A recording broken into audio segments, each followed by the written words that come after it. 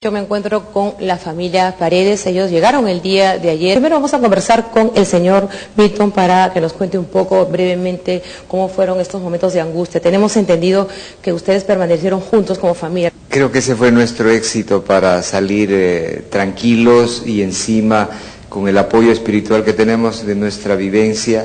Nos hizo que en todo momento cuando nos faltaba fuerzas nos animábamos, tú puedes, no te quedes. Bueno, nosotros habíamos tenido un día muy agitado en Roma, habíamos caminado bastante, dijimos ya son sábado para nosotros, vamos a guardarlo en nuestra habitación y estábamos en nuestra habitación ya con pijamas para dormir, mirando un rato el mar y ahí es donde vimos la cercanía de la costa que nos llamó la atención. Y a los 10 segundos hubo el impacto.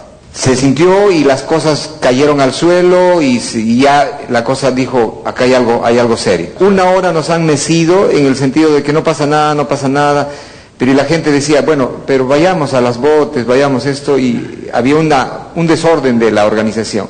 Y se notaba que el barco empezaba a inclinarse, entonces la cosa ya es clara, ¿no? Y cuando cayó una caja que rodó de un lado hacia el otro por la inclinación, ahí empezó ya un poco la crisis, ¿no? O sea, la gente estaba a esa hora deambulando cerca a las lanchas para tratar de abordarlas, ¿no? Claro, para estar pendientes. Pero, claro, eso se debió, lo sabemos ahora, al abandono del barco de parte del capitán, ¿no? Que sabía lo que podía pasar porque él sabía la locura que había hecho de meter el barco ahí. Y no había una cabeza que dirigiera. Claro, efectivamente. Uno ya se entera después eso, ¿no? Y cuando nosotros primero subimos a un primer bote, en este caso al bote que estaba de nuestro lado, y ese lado empezó a inclinarse hacia el otro lado, entonces cuando empezó a descender el bote nuestro, chocó con el mismo barco y se volteó. Y nos quedamos semicolgados y fue el primer caos. Correcto, o sea que digamos ustedes se cayeron no del buque sino del bote salvavidas. Dentro del buque primero y después volvimos al barco.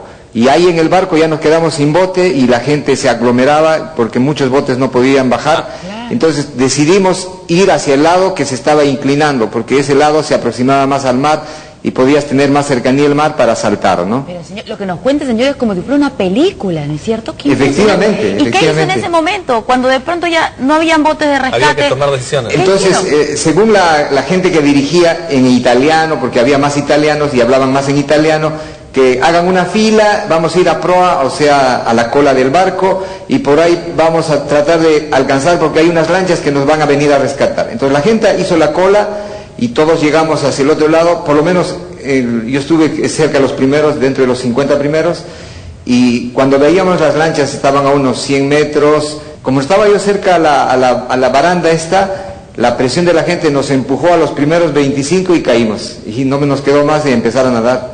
Como estábamos juntos, empezamos a nadar y pensando primero en alcanzar ese bote, pero cuando estuvimos en el agua, tuvimos la presión como el barco se está hundiendo, hay una cresta de ola que te empieza a jalar y querer llegar a la cresta, a la cabeza para recién estar en mar abierto y buscar lo que queríamos. Cerca de 40 minutos que ustedes estuvieron ahí.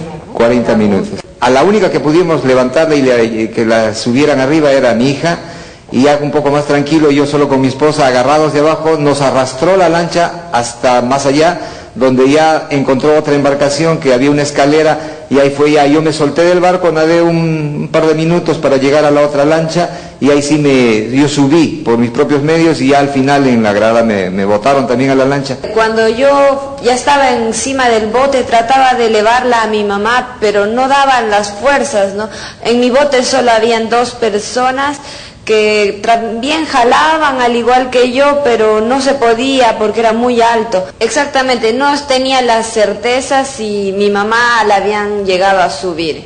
En tierra, al llegar mi bote, los busqué y no había, y empecé a entrar como en hipotermia, mucho frío, ir a buscar a la iglesia, pero no era posible verlos, así es de que una señora venezolana me ayudó, me hizo quedar en el confesionario, estaba sin ropa, me trajo el mantel de la iglesia y con eso empecé a entrar en calor.